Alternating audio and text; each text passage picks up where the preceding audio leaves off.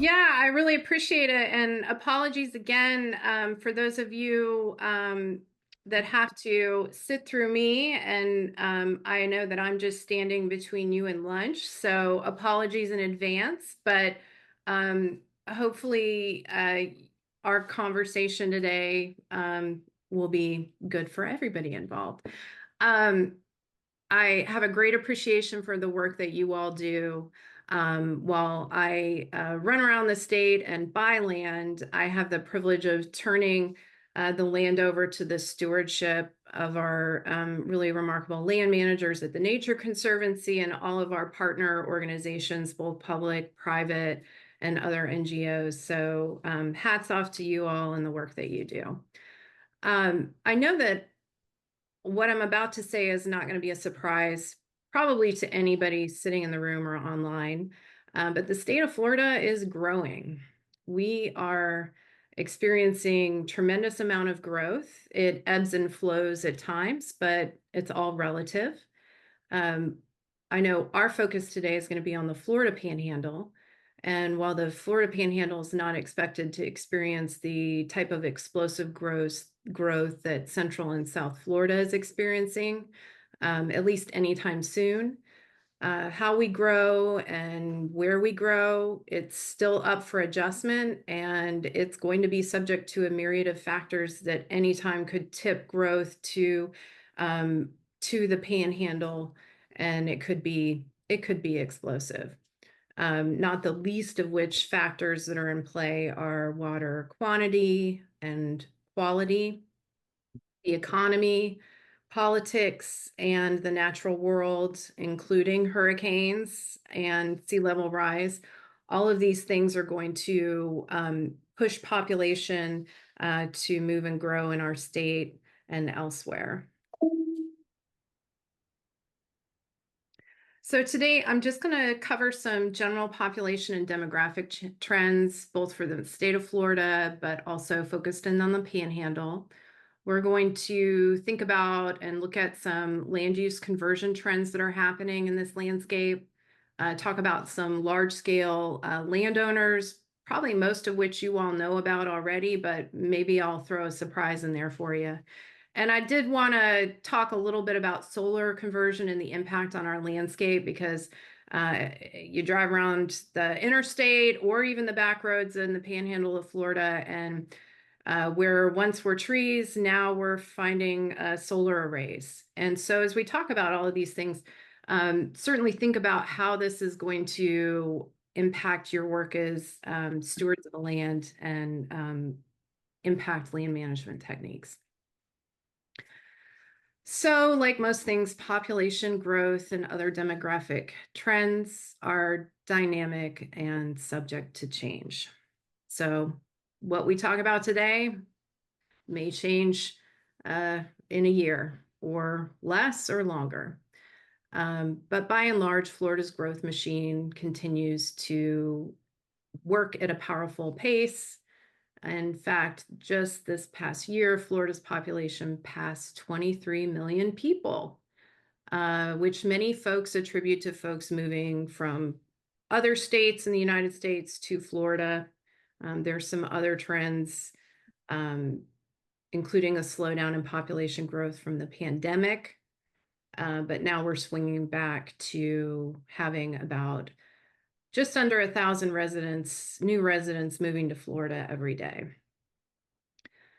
By 2030, we anticipate adding an additional 1.5 million plus people, and the growth is just going to continue from there.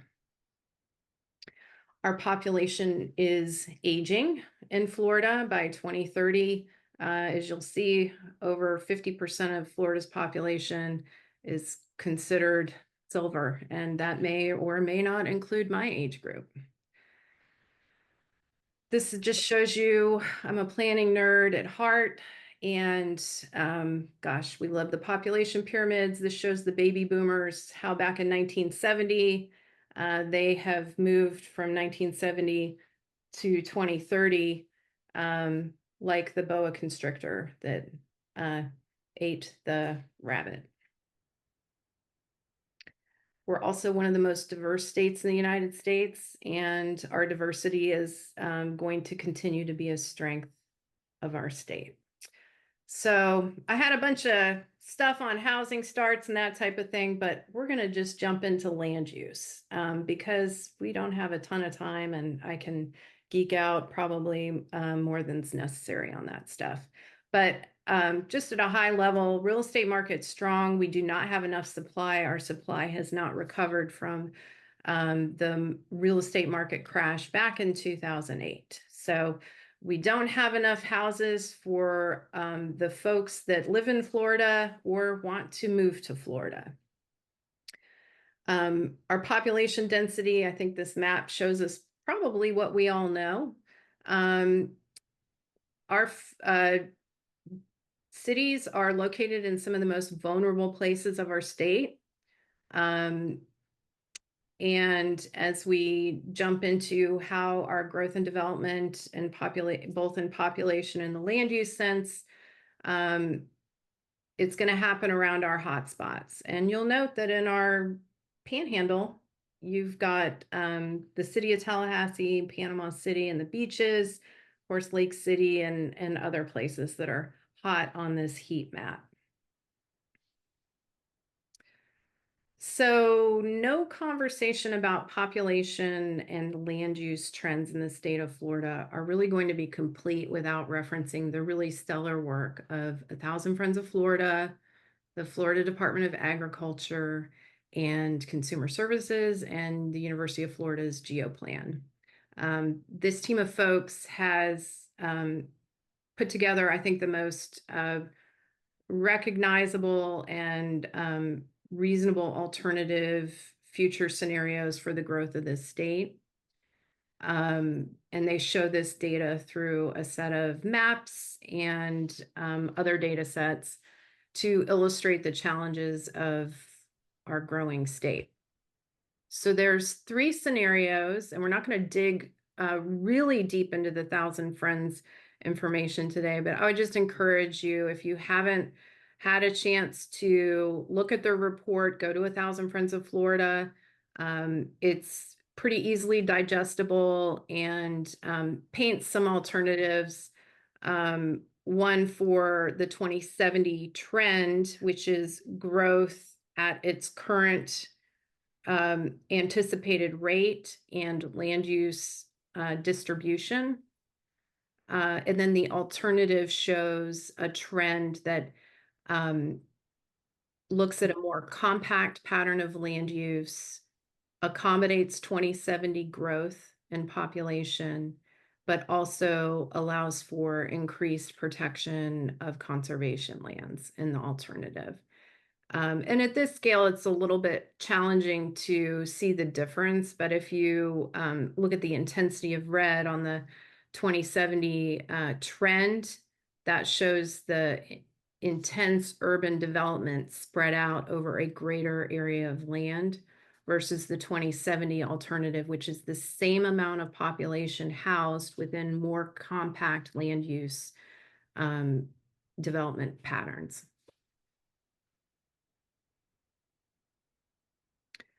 And this is just another way of looking at the projections for the overall state of Florida in 2070. What the 2070 trend shows for the entire state is a significant loss of agriculture land that's being converted to developed land. And in the alternative scenario, it's an increase in conservation lands and protected agriculture.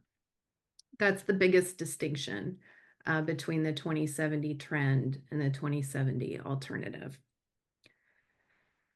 So bringing the population projections out of the statewide look and breaking it down into regions. I think I mentioned it earlier. The Panhandle right now is not anticipated to have that really significant or explosive growth of Central and South Florida. But what it does, the projections do accommodate for is an additional 700,000 people locating within the Panhandle region. Just a different way to on this graph, a different way to look at that. So we've got 700,000 more people anticipated to grow here in the Panhandle by 2070. But again, if significant shifts in coastal development occur, if folks move due to increased storm issues, sea level rise, and other natural events into the Central Florida and the Panhandle, safer places to develop, this growth rate may increase. So here's the Thousand Friends development scenarios for the Florida Panhandle. This region, again, remains the most undeveloped. And the intense development that occurs, excuse me, shown in red, is immediately adjacent to, and in some cases encroaching upon some of the some important conservation lands, both existing and in need of protection. And this is just the breakdown of the acreage comparisons in the Thousand Friends study, the 2070 trend versus the alternative scenario. The primary difference between the 2070 trend scenario and the 2070 alternative scenario is the increased lands classified as other in the trend section, moving into conservation in the alternative scenario moving forward.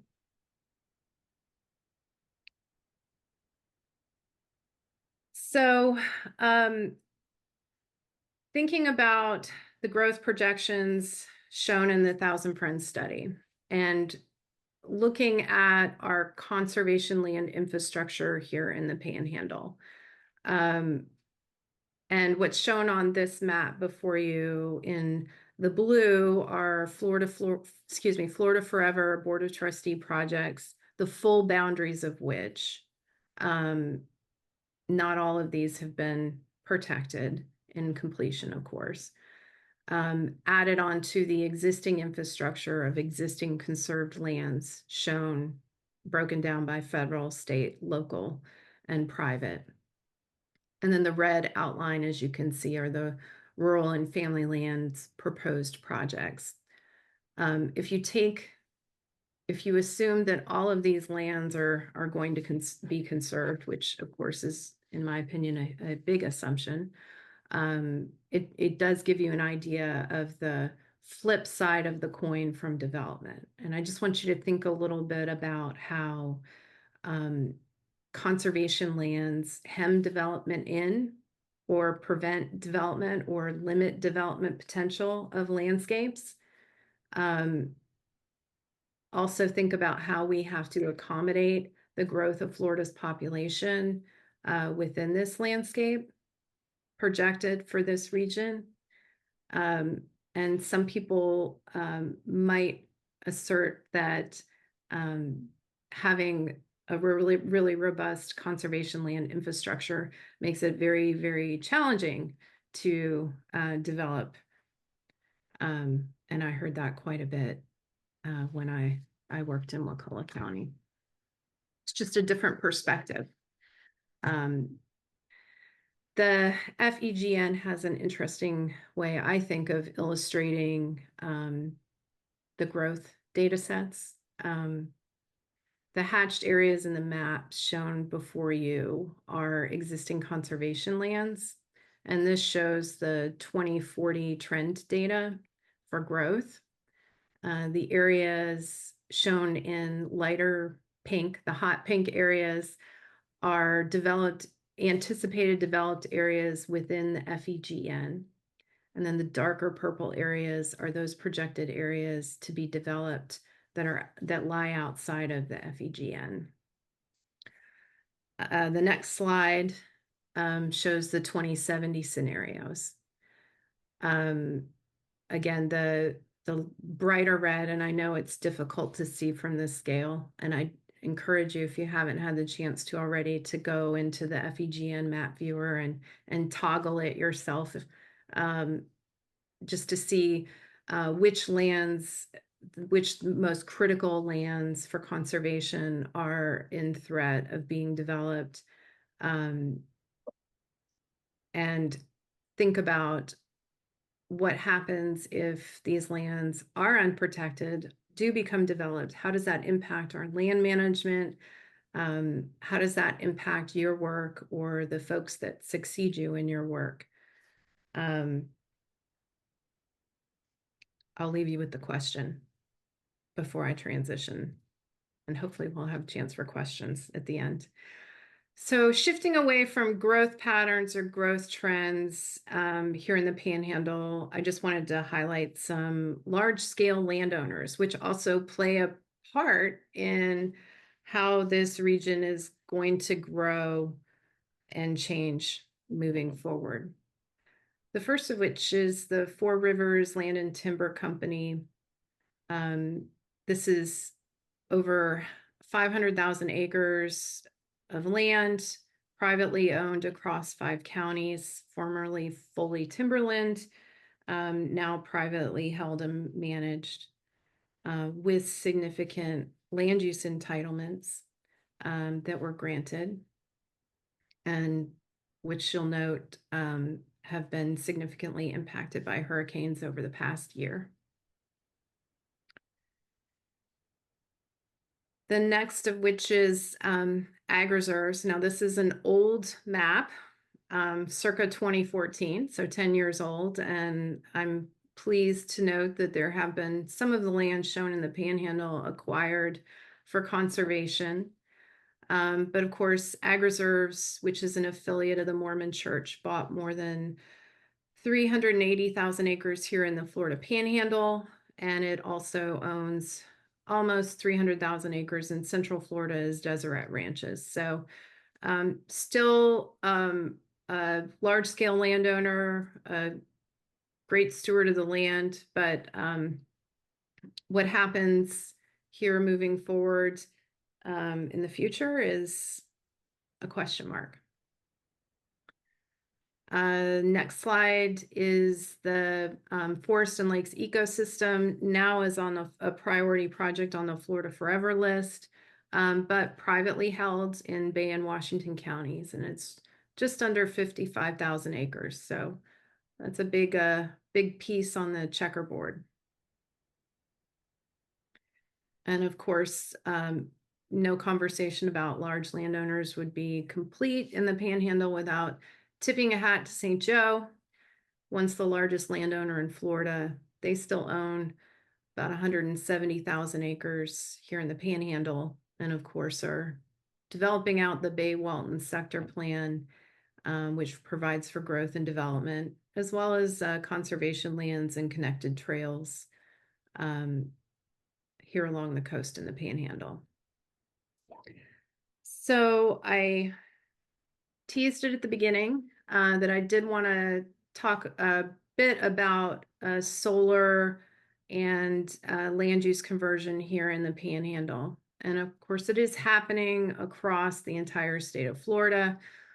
We are the Sunshine State after all, and I suspect we all feel the mixed feelings about solar and solar deployment in the state of Florida.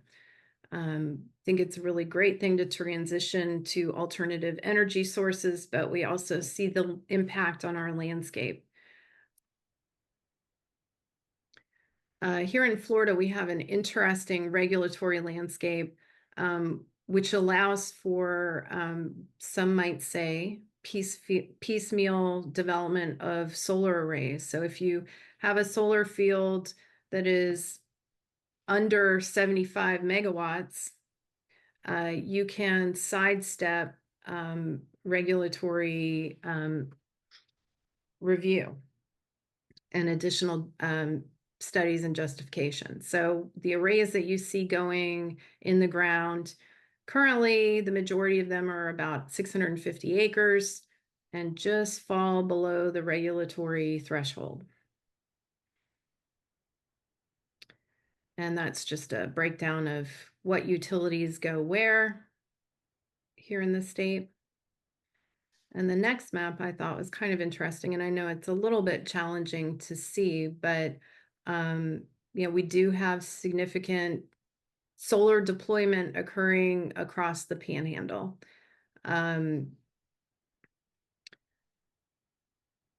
So in any event, something to think about. I know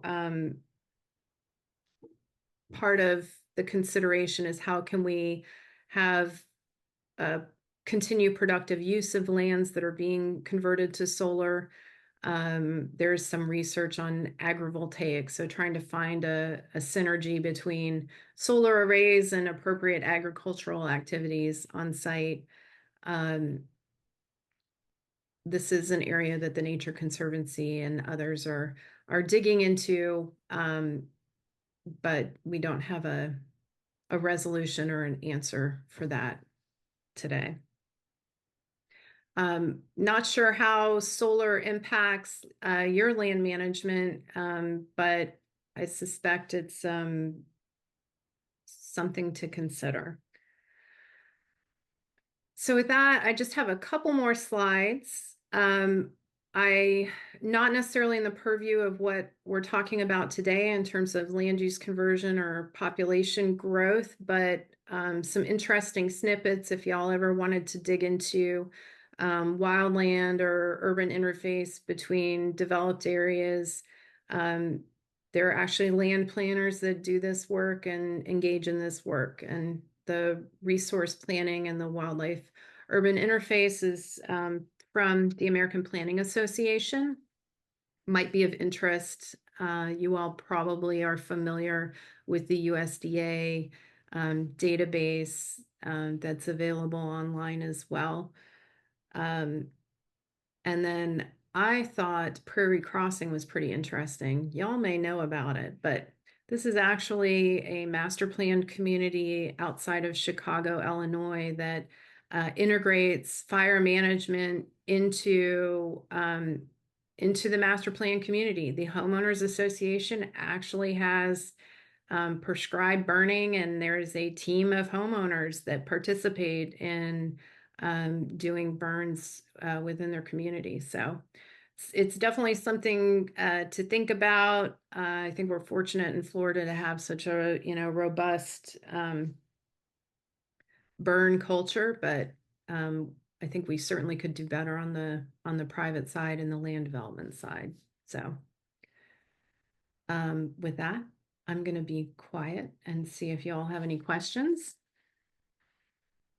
or if you're just ready to eat. Well, I don't think the pizza's arrived just yet, so we have time for questions either way. And sure makes me wish you were back in Wakulla County working for us there. But do we have any questions from folks here? That was a wide-ranging, a lot of topics there. Yeah, and y'all do great work, and I could have rambled for a lot longer too, but I didn't want to fall down too many rabbit holes because I'm prone to do that sometimes. We had a question from online, and Ray is asking if solar power companies are aware of prescribed fire and the potential for ash to come down on the solar panel. Is there something that, are there conversations about that? She heard it. Could you hear that question? I heard, and I'm thinking, I honestly, I don't know. I know I've read some online literature about actual the danger of fire getting into solar arrays, and how there are apparently special firefighting tactics that have to occur should an array accidentally catch fire. But I do not know about ash, and I do not know how smoke could potentially impact that, but I bet I know somebody who could come back and talk to you all about that stuff. Future smoke sensitive areas. I don't know. Yeah, the question is, are those maybe even like smoke sensitive features? I know we've got, there's a pretty large solar array at the Tallahassee airport that's immediately adjacent to the Apalachicola National Forest. It certainly doesn't make that an easier area to burn when you've got the international airport and the solar array right there, I don't imagine. Huh, yeah, that's an interesting one. With that, the solar array that was damaged by the wind, maybe you said, was that a Highlands County or something? Do you recall? It was, yeah, post hurricane, our latest Helene. Okay, note there. David. Yeah. Hey Lindsay, it's David. Has there been any progress made, looking at those maps and the development around our conservation lands? Any movement with municipalities, whether it's city or county or even local neighborhood associations to encourage education that, you folks are gonna get smoke? As people move to Florida, is there any movement on education in that manner at all? Not that I know of, David. Just a flat no, huh? Nothing encouraging, okay. Hey, and here's the thing. I